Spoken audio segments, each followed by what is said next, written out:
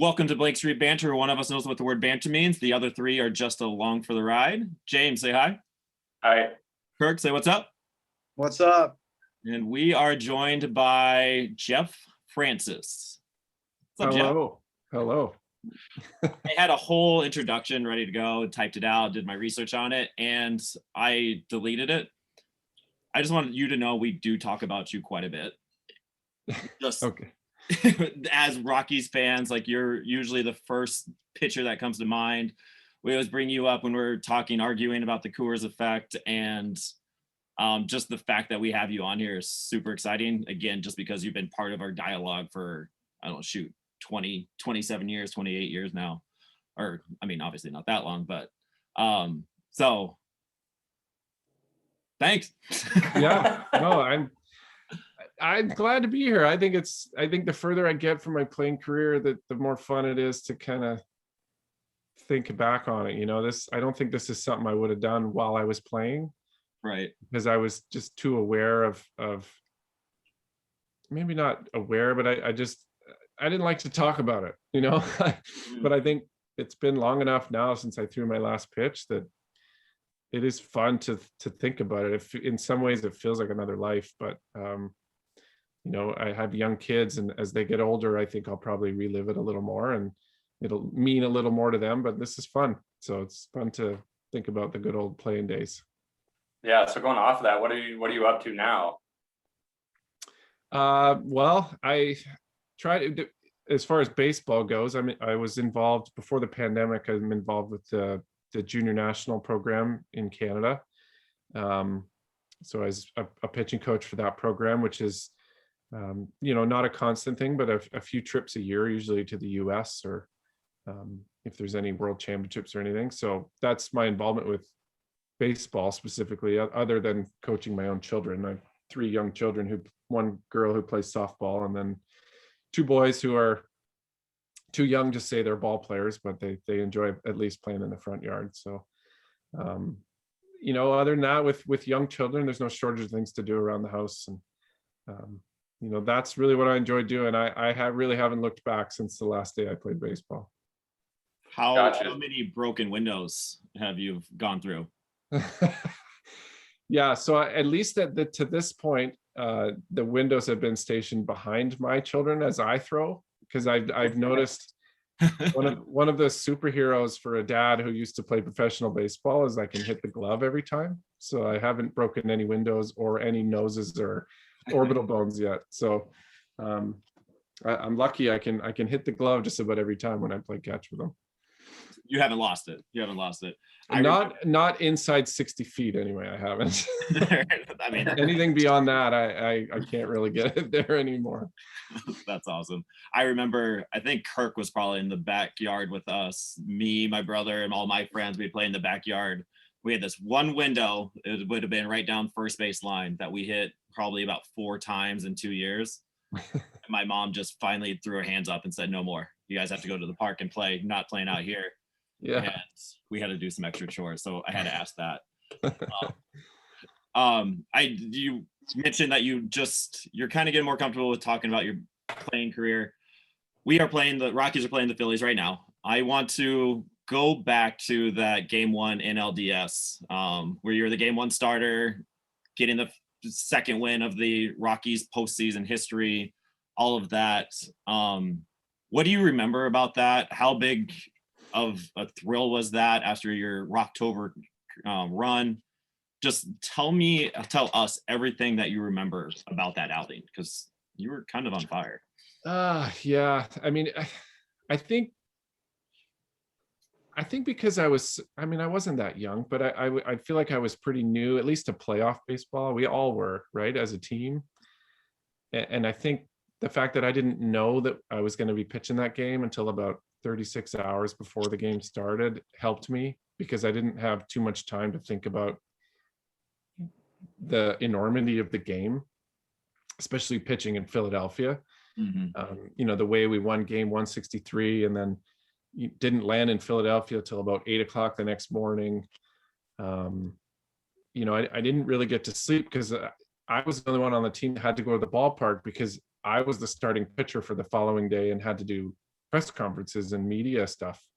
So I mean, I may have slept for a few hours that night and then tried to get a good night's sleep, at least the night before the game. But I remember it just being a tornado and really not, like I said, not being able to understand what a big deal it was. It started, I rolled into the ballpark, as a starting pitcher, you might roll in a little later than most people. And I came in alone, and I'm walking through the tunnel in the stadium, and there's like one cameraman from, some Philadelphia news station, and he's like filming me all the way down the hallway, like backpedaling. He's got the camera right in my face, and I'm walking, like the tunnel is, it's probably like a half-mile walk from the right field corner to where our clubhouse is, and he's just got the big bright light right in my face, and about halfway down the walk, I'm like, are you enjoying this? And I probably got on the news somewhere in Philadelphia. They're all like, even the news people there are probably trying to intimidate you. They're trying to give the Phillies any kind of an edge that they can. And it wasn't until I got out on the field for the first pitch that it kind of hit me. And then I don't know if you remember how the game went, but I went 3-0 on the first batter, who was Jimmy Rollins. And it's playoff baseball in Philadelphia. People are yelling and screaming. It's about as loud as I've ever experienced, at least at the time. And I go 3-0 on Jimmy Rollins, and you try to keep those thoughts out of your head, like, do I belong here? And I came back and struck him out, and struck out the next two guys in that inning too. And it was 1-2-3, and then it got quiet, and it was like, okay, here we are. Now we've started the game. And then I think the top of the second, we might've scored 2 or 3 runs. So that put me at ease, and I kind of was able to cruise at least till the 6th inning. I gave up back-to-back homers, but we were still up 3-2. And then I finished the 6th, and I got to enjoy going out to warm up for the 7th, because Clint Hurdle had told me that I was going to go warm up. Like he needed more time for, I think it was maybe Brian Fuentes that came in, or LaTroy Hawkins who came in, but he needed more time for them to warm up. So I was going to go up and throw my warm-up pitches for the top of the 7th. So I got to just enjoy it, because I knew I didn't have to pitch. So that's, and then once the innings were to start, Clint comes and takes the ball. So I got to enjoy my walk off the mound too. That's pretty cool. That's inside baseball. Never even think about that piece. That's awesome. Yeah. So like, what's your mindset, especially what's your typical mindset when you're going out for a start? Are you kind of nervous? Are there some jitters there? Especially in a playoff game, there's got to be, right? Yeah, I was a pretty nervous guy. At least before the game. I wasn't nervous during the game, because I always felt like if I came to a game prepared, then things would take care of themselves.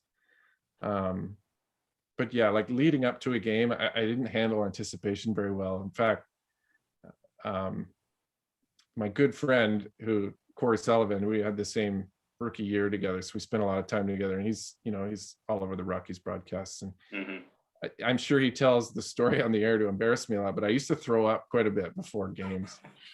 Wow. And at least my first 2 years, I got control of it eventually, but my first 2 years, so I had to start, I was in St. Louis, and of course, we're the road team, so the top of the first goes up, and I'm about to go out for the bottom of the first inning, and Corey's glove was on the bench right next to where I was, and I'm about to go out, and I threw up in the dugout, and it kind of like splashed onto his like shoes, and he goes, "Are you okay?" He's like, "Are you okay?" And I go, "Don't tell anybody." And then I ran out onto the field. I think Corey likes to tell that story. He probably told that in the air a few times. But yeah, in a game like in Philly, I don't remember throwing up specifically before that game, but there's always nerves. I feel like I had nerves until the last day of my career, and I felt like if I didn't have nerves, I didn't care as much. So I'd have nerves March 1st, and I'd have nerves October 10th. So, my last outing as a Toronto Blue Jay was in a 13-1 game, pitching in the 8th inning, and I was just as nervous for that game. So,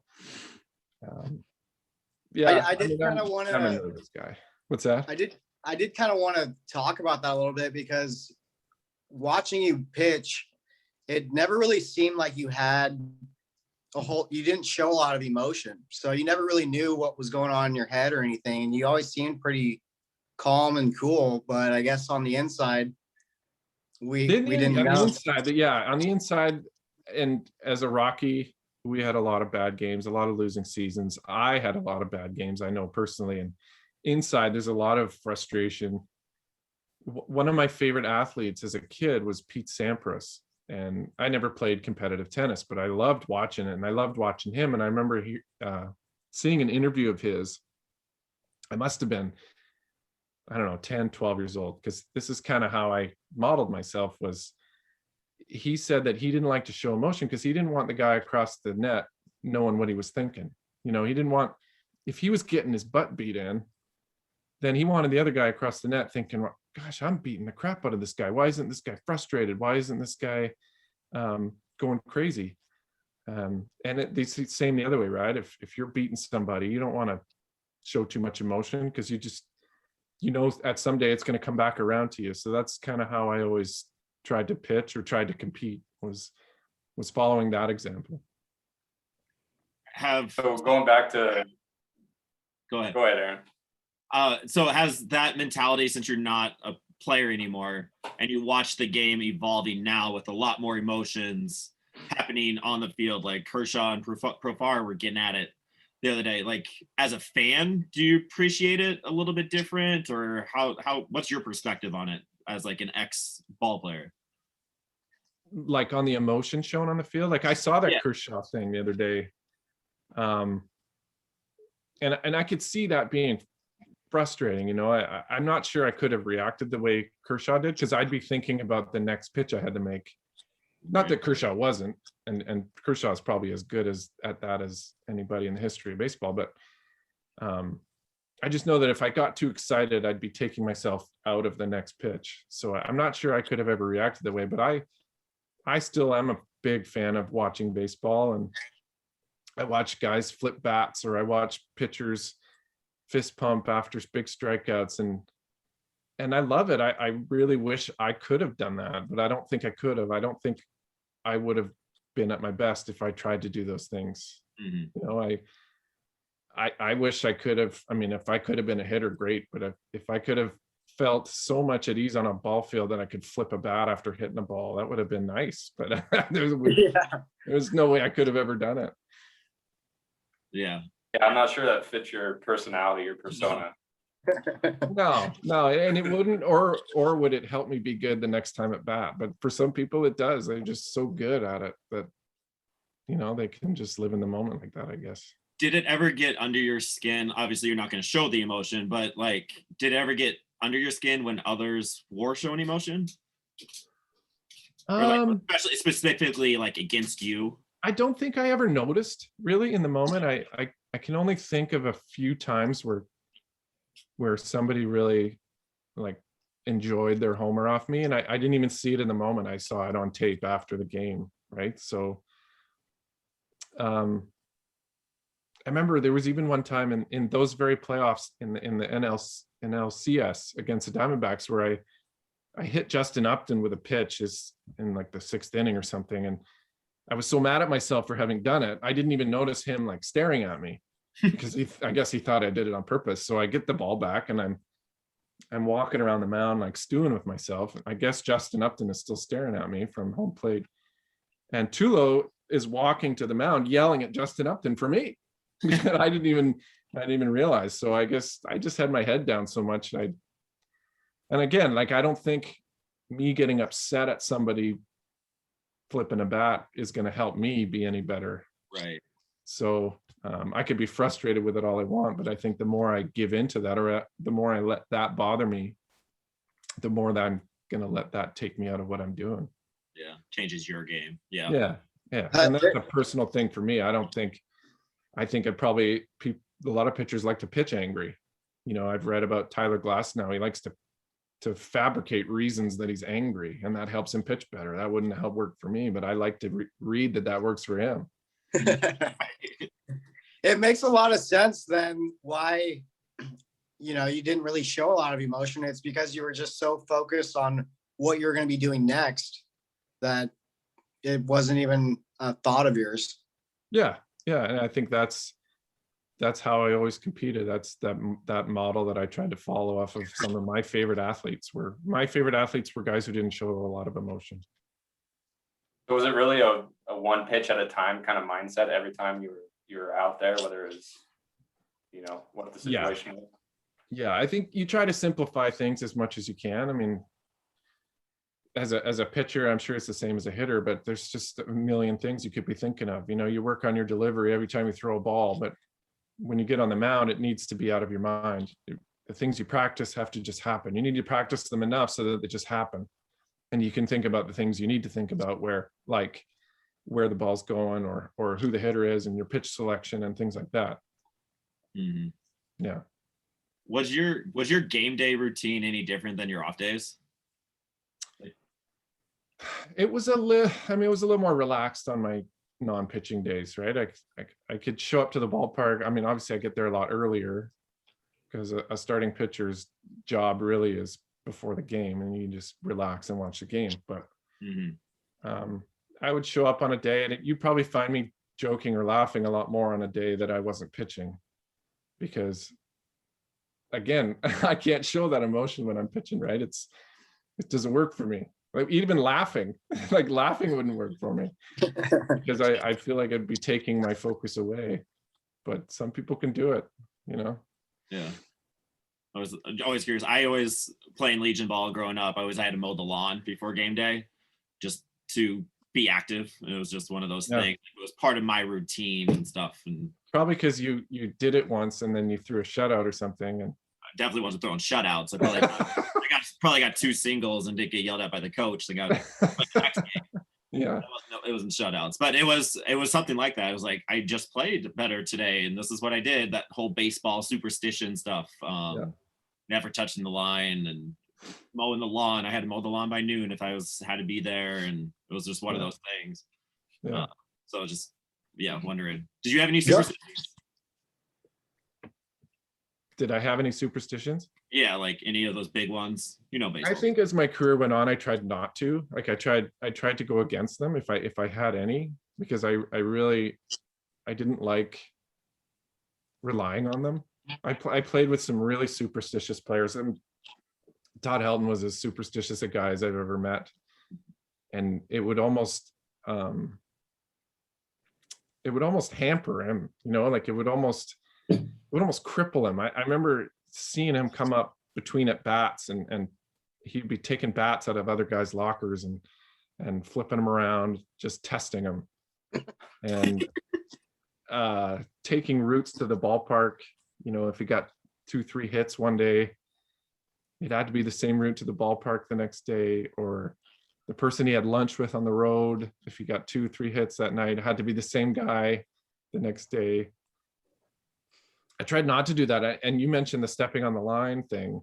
That's something that everybody does, right? So I remember later in my career, I tried to step on the line just to prove that it wasn't going to affect my outing that day. So no, I wouldn't say I had any superstitions, but maybe not having superstitions is a superstition in itself. Maybe stepping on the line became a superstition. Who knows? Right. I did kind of want to go back to the one pitch at a time mentality and relate that to that 07 run, where it was hard not to look at the schedule and like, okay, we need to win all of these games. And you guys just took it one game at a time. Yeah. And I don't know if it became that until the last 3 days of the season.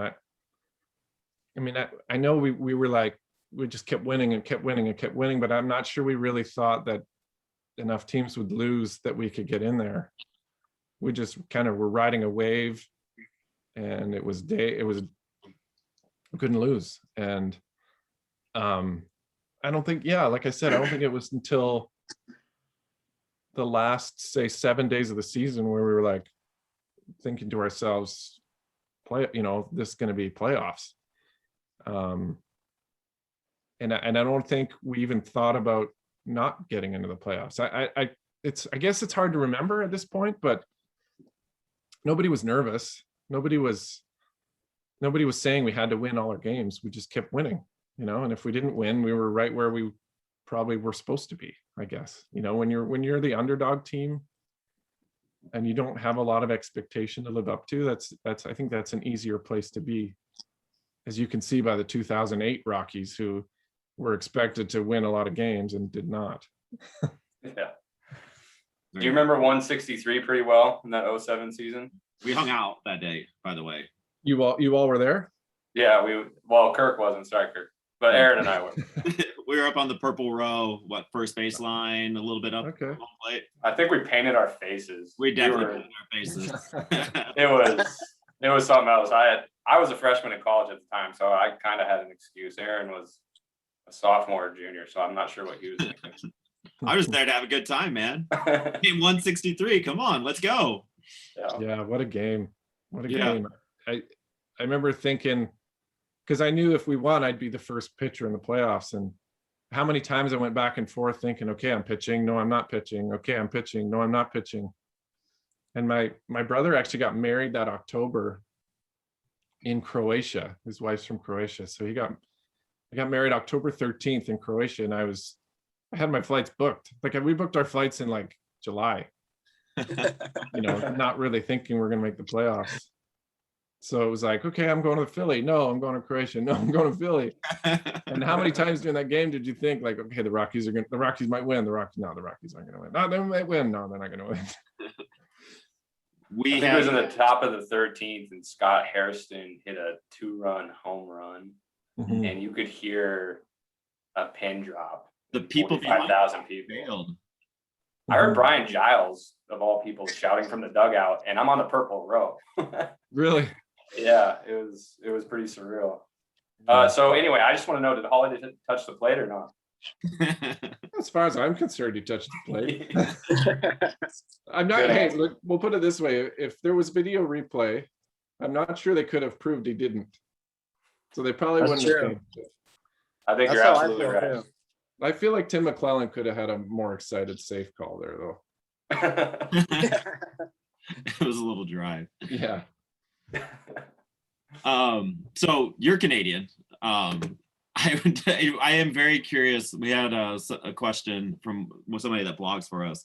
He's Canadian also, and he was just kind of curious how the recruitment stuff works up there. Like, was it any different?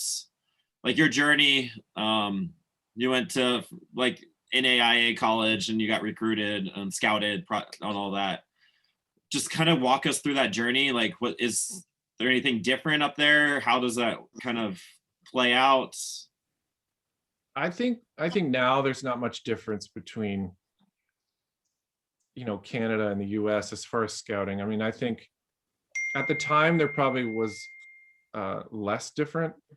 It was less different, but really not to the extent it is now. I mean, now if you're a ball player and you're pretty good, you're going to get seen, one way or another. Right. And I think that was true in 2002 as well. Maybe not to such a great extent, but there were questions, at least at that time, whether you could be seen, right? I mean, I don't know if you remember, but that year there was another Canadian drafted 4th overall. I went 9th, but to the Rockies, there was another Canadian drafted 4th overall, and it was a big story, and he was a high school pitcher. But if you've got a guy with a talent who's going in the first round, he's going to be seen, whether he's in Canada, whether he's in the US, or Mexico or Cuba or whatever. But if I think at that time, scouts could find Canadian players that other teams weren't seeing. I don't think that's true anymore. I think if you're playing high level baseball, then you're probably playing on a team that's traveling to the US a few times a year for big tournaments, and you're getting scouted. So right. I don't think that's a question anymore that Canadian players can't be found.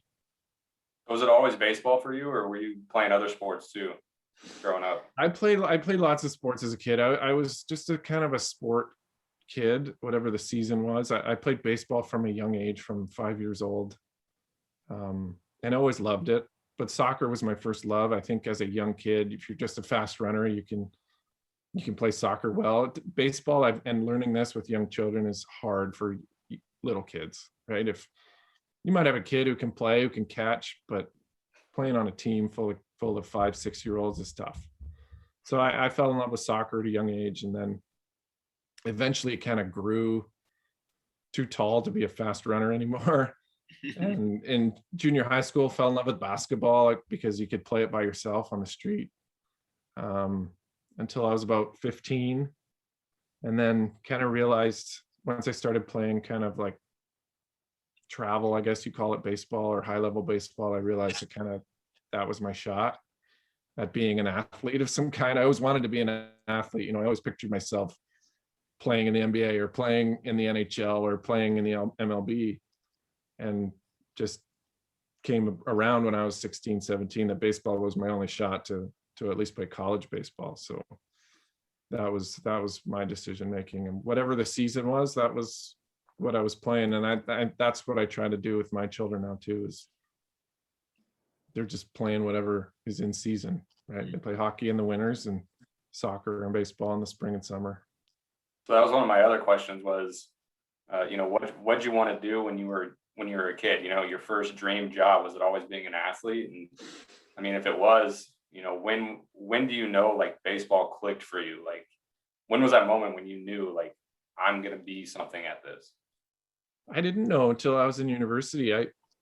For me, I was always just trying to get to the next level, right? And so I'm in high school, and I was always a good player and a good pitcher, but I never was lighting up radar guns. So scouts weren't coming out to watch me, even though they were there to watch some other players. So they did see me, and I was a good pitcher, but I wasn't a prospect yet, I guess you could say. So I went to university, and then I don't know if I just got stronger or whatever, but I started throwing harder and I started dominating, and scouts started coming to look. I played a summer in the Alaska Baseball League against D1 players, and proved to myself, I guess, there that I could compete against some of the best players. So I guess maybe sophomore year in university is when I kind of realized. And then the draft was after junior year. So it was only about a year there I had to even think about it. Yeah, it happened pretty quick when it happened. How did the drafting stuff work? Like, did Rockies call you? Did you get a whole bunch of calls from other teams? Like, how does that work? I got a lot of the standard, scout comes and sits in your house and talks to you and your parents just to get to know you. I think just about every team came around in the winter before the draft. I don't remember talking to the Rockies a lot. I mean, sure, they were at a lot of my games in the spring watching me pitch, but they didn't call me really until the morning of the draft. The night before the draft, the Toronto Blue Jays had actually called, and I think they picked 11th or 12th that year. The Rockies picked me 9th. And the Blue Jays said, if we draft you at 11, will you sign for this? And they make an offer. And I'm like, yeah, okay. So then I think, okay, well, the Blue Jays are going to draft me. And then maybe an hour or so before the draft started, the Rockies called and said, will you sign for this? And I said, yes. And I think I only found out maybe a few years later that they were trying to draft Denard Span. Yeah, I read that. Who had demanded quite a bit of money, and they weren't going to draft him. Span might have gone later in the first round. And then so that fell through, and then they called me, which, was honestly the best thing. I mean, I can't imagine my career having not have been drafted by the Rockies and having spent all that time in Denver, and I feel grateful. Did you feel like any intimidation, I guess? I mean, I don't know how prevalent the Coors effect talk was back in 2002, but was there any kind of added pressure? Did you think about it at all? You probably didn't think about it, right? It didn't even cross my mind on draft day, at least. It didn't. I mean, I'm sure I fielded a few questions on my visit to Coors Field, but I remember my answers just being, I'm not a Rockies player yet. I've got a lot of work to do before I'm in the major leagues. And I really believe that. I wasn't just trying to say the right thing. I knew there would be struggles, and I knew it wasn't a guarantee that I'd pitch in the major leagues. So That was my attitude, and I knew it wasn't something I'd have to worry about until I got there. Right. And you got there pretty quickly. Like, did you just like show up to minor league camp that 2002, 2003 and just said, I don't want to do this, and do everything you can to get into the league real quick? Because you didn't spend long. No, in fact, I struggled. My first full season, so my first spring training, 2003 would have been. I got placed in high A, so in the California League, and my first 2 months there were brutal, and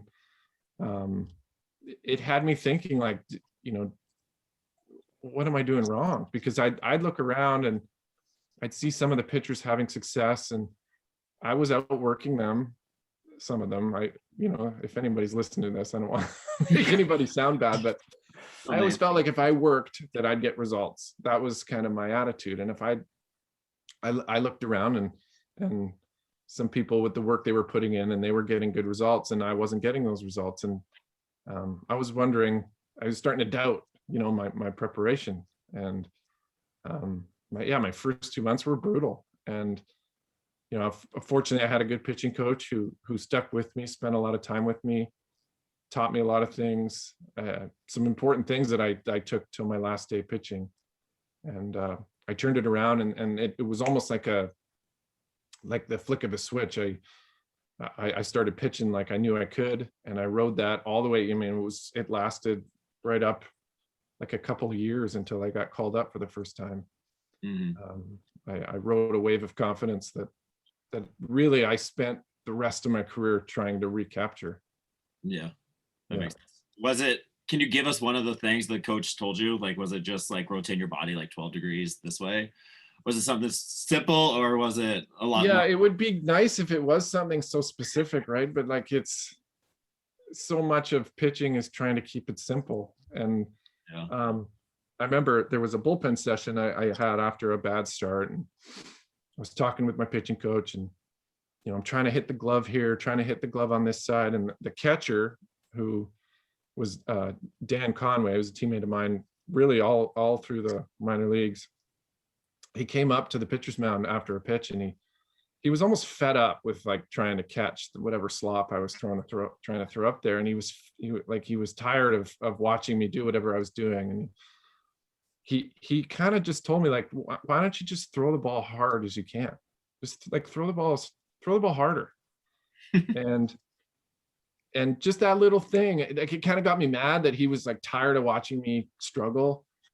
And I did it, and whatever I did just kind of got me right. And all of a sudden the ball was sharper. It was making a big loud pop in the glove, and was going right where I wanted it to every time. And it was just that clearing of my head that I needed, and a little bit of aggression, and just the right approach to get it right, and not having all these thoughts in my mind about, like you said, moving my body 12 degrees to the left. If I'm thinking about those things, then it's too much, right? It's not going to work. I took that into my next outing, and I got good results. And all of a sudden my breaking balls were sharper. My changeups were better. I was moving the ball in and out. And, you know, like I said, I rode that wave the rest of the season. That our team made the playoffs. And then again, the next year moved up to AA, and I had the same success. And really I had the same approach, just keeping my mind simple, my approach simple. But that's really what I did. That's super interesting that it was just like what that one sentence just spiraled your career upwards like that. Yeah. And I had some cues, right? From some coaches where it was like, you know, get the ball out of your glove sooner, or get your leg out, or stay back, those kinds of things. Those kinds of cues followed me my whole career, as they do most pitchers. I don't want to make it sound like, you know, I just went up blindly and heaved the ball toward home plate. There were like very specific things I learned to do in my delivery. But when it got too complicated, that's what I had to do, is just get it back to like, all I'm thinking about is where I'm throwing the ball and being aggressive with it. It's almost like an approach to a pitch, rather than actually thinking about where every little body part is going. All the things. I So I coached middle school baseball, not to brag or anything. And we had our first, we're in our first week of practice, and I got this raw, talented 7th grader, big dude, powerful dude, and he wants to pitch. He gets up there and just throws little beanies, perfect. And then I'm trying to teach him, all right, let's try the windup and all these little steps. And it's the first time he's ever practiced, ever seen it. He doesn't watch baseball, doesn't know the game, kind of like what you were saying earlier. And I'm trying to teach him, coach him through these windup and all this. And he goes, Coach, I have no idea what you're trying to tell me. I don't know what to do. And I'm just like, all right, just throw the ball, throw it hard, throw it right to the glove, and just boom, boom, boom. It's all non-fundamental. It's whacked out, and it's something to work on. But get up there, throw the ball, and he was pinpointing. So it's just kind of funny, just like kind of very small, but like it even. Well, if you think that's limited to a 7th grader, the no-hitter that Ubaldo Jimenez threw, he threw the whole game from the stretch. Yeah. Because he couldn't figure out the windup for whatever reason that night. He couldn't figure out the windup. He couldn't throw strikes from the windup. So the coach said, well, just throw from the stretch. No-hitter. That is crazy. Yeah. Wow. Yeah. That's crazy. Wow. Going to that 2007 season, we talked to Hirsch a month ago, and he said kind of the biggest thing was the team chemistry. Do you agree, disagree? And like, who was kind of the glue? Like, who was we tried to get something out of him, the jokester of the team, like who kept it loose? And we just want to hear all about 2007. Really. Well, I mean, I think chemistry is certainly one of the more memorable parts of the team as a player on it, because when you're celebrating, it just makes it more fun when you're doing it with people you love, and just so much fun. I mean, it was so new, I think, to all of us. I mean, how many of us had even played in the playoffs? I don't know. Not very many for sure. As far as the jokesters, Ryan Spielborg's for sure Notorious. was a glue guy, right? Like he could go anywhere in the whole clubhouse and have a conversation, or bring two people together who are totally different and have a conversation, and I appreciate people like that a lot, because that's not me. And I really wish I could have been a guy like that. I one thing in my career I wish I was able to do was to relate more to Latin American ball players, and really where they're coming from in playing professional baseball. And I didn't have appreciation for that, I don't think, when I was playing. Seeing where they come from and what they go through just to play. I would love to have a conversation with those guys. And Spillies was a guy who could do that. Spilly was a guy who could bring a team together. And also a guy like Jamie Carroll, who had played so long and had no ego about his place on a team. He come off the bench and play anywhere in the infield. I think he even played in the outfield. I mean, those guys are invaluable to a team, right? I mean, people always remember guys like Helton and Tulo and Matt Holliday, because they really carry the team some days, right? When they put up the numbers they do. But it's guys like Jamie Carroll and Ryan Spielborgs who come off the bench and keep people loose and really keep a team from tightening up. Those are the guys you appreciate.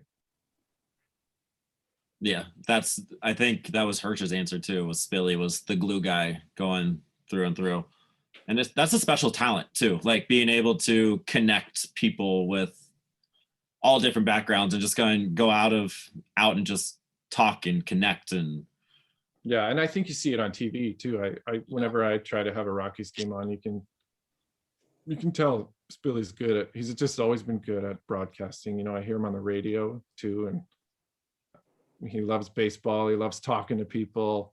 He loves joking around. He loves making fun of himself. That's an important quality too, right? Is someone who can, make fun of themselves and can listen to other people make fun of them and take it and laugh and dish it out. That's not something that everybody has. That's for sure. Definitely. Right. So do you watch much baseball now? Yeah, for sure. I love having it on, because you don't have to like watch it like a hawk. You can have it on and move around the room, or you can leave the room and come back. living in Canada, the Blue Jays games are on every day. Rockies games come up on later. So if I'm, a weekend day, I can watch a Rockies game because it's on in the afternoon. But if I'm still up at, what time does it come on? Like 9 o'clock at night out here, I can have it on. And I love hearing Drew's voice and Jeff, and I miss George on the broadcasts, but I think the broadcasters do a good job, make it entertaining. Do you have a team you follow? Like, are you a fan of anything, or are you just a fan of the game? Well, I'm a Blue Jays fan, because I have been my whole life. Right. And then I'm still a Rockies fan. I root hard for the Rockies. The only guy left I played with, I think, is Charlie. Since Nolan's gone now too. So yeah. But really, like, all the staff, front office, it's all the same people. It has been forever. So I root for the Rockies a lot. So being a Blue Jays fan, was it pretty cool being able to suit up for them towards the end of your career? Definitely. And I spent most of the year in the minor leagues playing in Buffalo, but I did get a couple of call-ups. I got a September call-up, and that was the year they won the AL East for the first time in, I think, 20 years, maybe. So to be a part of that was just great. I wasn't a huge factor on the team. I was kind of like the mop-up guy in the bullpen, but still a role, right? I mean, somebody's got to do it. So it was a big thrill. And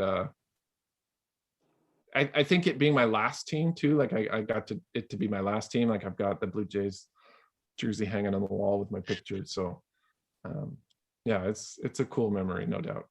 It's kind of full circle, because you said that they were going to draft you if the Rockies did it, and yet yeah too, that's part of it too. That's interesting. Yeah, baseball's poetic. Like, I think the Blue Jays have a history of drafting like Canadians. They do like to draft Canadians and have those players in their system. So I wouldn't have been the first. I certainly haven't been the last. So but yeah, we're all fan. I mean, you're kind of just a fan of the Blue Jays living around here. My kids kind of grew up watching them and reading about them, and we go to games, try to go to a few games during the summer. What's one rule change that you would change as like a fan, ex-player? Like, well, I'm fully in support of the universal DH. I don't know if you guys sit on there, but I know my feeling trying to step to home plate, trying to hit a major league pitcher. It was embarrassing. I don't think fans need to be subjected to that. I mean, it is cool that I can say I got 35 big league hits. We don't have to say how many at bats it took me to get all those hits. 35. It's kind of cool to say I got to hit in the major leagues, but as a fan, I'm fully in support of the DH. What That's was it like interesting. trying to hit? What was it like trying to hit? Was it just like close your eyes and hope for the best? No, I mean, I was a half decent hitter in high school, like we all are, right? But then I didn't get in at bat till I was 25 in AA, and all of a sudden I'm trying to hit 96 miles an hour. I had no chance. And with a wood bat, like a heavy wood bat, I haven't swung ever. I was nowhere close. And then you get to the major leagues, and Randy Johnson's pitching for the Diamondbacks. Even trying to bunt off him, the ball's coming from around the corner. So I never was comfortable, especially on the bases. I never was comfortable. It gave me an appreciation for guys who really run the bases well, because it is really difficult. But yeah, I never belonged at home plate. Most pitchers don't. Some pitchers can hit, but they're still not as good as like the ninth hitter in the order. So yeah, put the DH in there. I think we can all agree on that for sure. Yeah. Last question, I guess. You being the Rockies, pretty successful, I would say, Rockies pitcher in Coors. What are your thoughts about Coors effect? I don't know. It really wasn't a huge topic of conversation for us as a staff. I don't know how much they talk about it now. I feel like they do talk about it more. I think like maybe they're trying to solve something. I don't have an answer. I'm on that long list of pitchers who puts together a season or two that's really good and then can't back it up. It's Jason Jennings, me, Aaron Cook had a few good years, but then couldn't back it up. Ubaldo had that amazing year and then really couldn't do it again. I mean, Jorge De La Rosa, I think, might be the only guy who's been able to do it. Kyle Freeland even had that amazing year and has had some injuries, some ineffectiveness. I'm rooting to like heck for him to have a good year. Right. Yeah, it seems like they really just kind of emphasize like just go out and execute and it'll all take care of itself. And they've just kind of ridden that for the last couple of decades, I guess. And it's just, they try to solve it with one thing with hard throwers, and then one guy might do it, but then the next five can't. And ground ball guys, one guy can do it, but the next five can't, so on and so forth. So it really is a conundrum. It's really more talked about, sounds like, in the fan base than it is amongst the staff, but it's an interesting thing to think about. Yeah, I don't know what solution there is. It's really, I mean, they've had teams that can slug, right? And still it hasn't been enough to keep up, I guess. I don't know. Did you ever feel different, like your pitches were moving different, or do you ever notice the difference in your stuff? Definitely. And the hard part, a visiting pitcher can come to Colorado and notice maybe his slider's not breaking like it normally does, or his sinker's not moving as much, and then make an adjustment for the day and then leave and go on about his business. But as a Rockies pitcher, you pitch in Colorado, you might make an adjustment, figure it out, but then you go to LA or you go to Philadelphia, you got to make another adjustment, and then next start you're back in Denver, so you're making another adjustment, and it's just all year long going back and forth. There's no groove, right? So if you're a guy who really relies on ball movement, which to some degree we all are, but if, like, I'm reminded of a guy I played with my last year there, Tyler Chatwood, who really threw a hard sinker, and he would have a great game in Colorado, and everybody's like, okay, Tyler's back, right? And then we go to LA and he pitch in LA and his sinker is moving like this much, and it's short hopping the catcher, and he'll spend the first 2 innings or the first 40 pitches trying to find that sinker, right? And next thing you know, he's got 65 pitches through 3 innings, and with whatever silly rotation thing we had going on with the 4-man or low pitch counts or whatever we had, he's pitched 3 innings or 4 innings or 3 2/3, and that's his outing, right? He really hasn't even got a chance to figure it out. And I think that's the challenge as a Rockies pitcher, is you're all year long going back and forth. You just can't find that groove. Yeah. I kind of forgot about that 4-man rotation that year that you guys did that. Like, what were your thoughts on that? Well, really, I was just happy to be in the major leagues again. I was in spring training with the Reds, didn't make the team, and I was in the minor leagues. And then I had an opt out of my contract at the end of May, I think it was 2 months into the season, and opted out, and the Rockies signed me. So I think I had a couple of starts with the Rockies before we tried that. And I was open-minded to it. I was like, okay, I can get through 5 innings with 75 pitches. The problem was a lot of the guys on the staff couldn't, right? Like Drew Pomeranz, who was young, Tyler Chatwood was young. They would get through maybe 3 innings, and then a long guy would come in. One of whom was Adam Ottavino at the time, who was great, I think, that year. But I think for the guys we had, it just didn't work. I mean, I think most of my starts, I got through 5 innings with 70, 75, 80 pitches. A couple of times pitched on 3 days rest, which I liked. But I mean, yeah, overall, it didn't work, and it's easy to look back and kind of scoff at it. And but to their credit, they were just trying something new. Whatever was going on in Colorado was not working, and that didn't work either. But I was at least open-minded in the moment. Yeah, it's refreshing to at least know that they were attempting to address the issue, right? Yeah. Always put it out there. We'll end it with this, some lighthearted, fun questions. What is like the one at-bat hitter that you remember, like the biggest strikeout of your career that that moment. Like, I don't know. I just think if I was ever up there and I got a chance to like face Mike Trout and I was able to strike him out, that'd probably be like the highlight. Like, what was like that?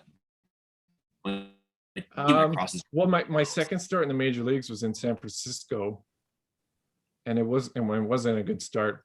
But in the first inning, I struck out Barry Bonds on a high fastball, which in the moment, I'm just a young kid. I didn't really realize how huge that was. I was getting a lot of high fives, but this was like the last year Barry Bonds was winning all those MVPs. I think he won maybe 4 in a row.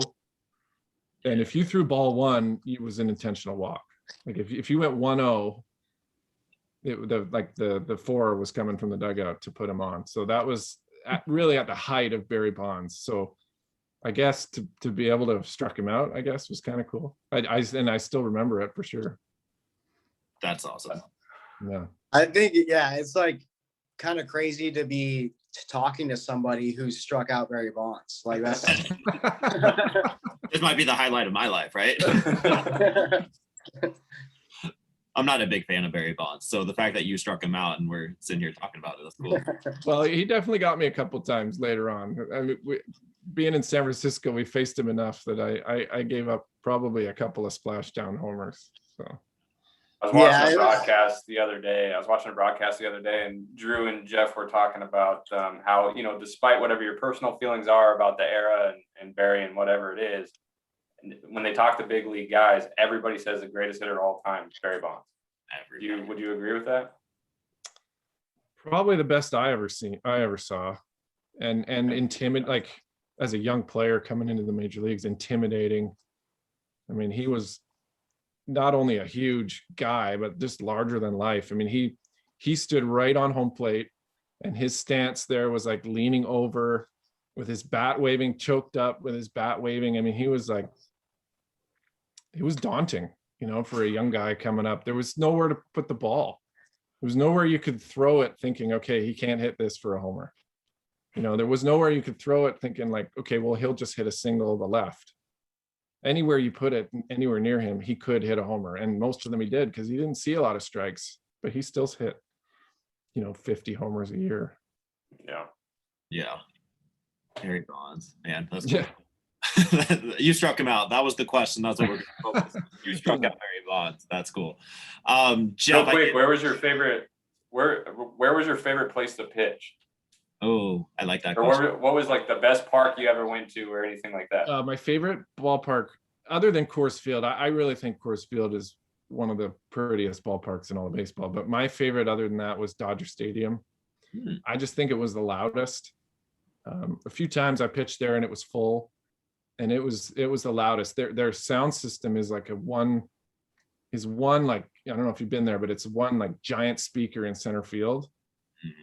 So they don't have speakers all around the stands like at Coors, right? It's just one speaker like blasting music in center field, and for whatever reason, their fans are loud, and the playing surface is perfect there. I went there as a kid and saw a couple games. I remember thinking, God, I'd love to play on that field, and stepping on it, it lived up to every expectation. It's just the perfect playing surface.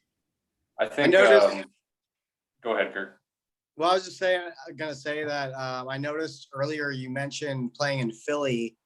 You put a lot of emphasis on that. Did you have a pretty rough welcoming there pretty often? I think it's pretty well known.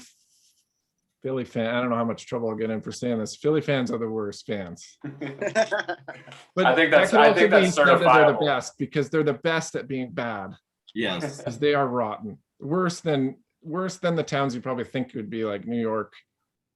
Yeah, Philly's the worst. And that bullpen you're warming up, they're like just feet away from you. And you can almost feel their spit flying on you from the yelling at you.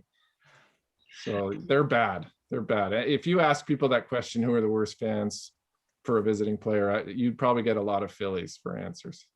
And they wear it like a badge of honor. Like, Philly fans love being considered Philly fans. They do. I think they take it to the next level because they're known for being bad, and they're known for booing their own players. Yeah. Yeah. almost the opposite. Like growing up in Nebraska, we're all Nebraska football fans, and we always get the Nebraska fans are just the nicest. You go there, and it's almost like Nebraskans take it to the next level because that's that's the character. Yeah, That's what because you. we're supposed to be Yeah. bad. Yeah.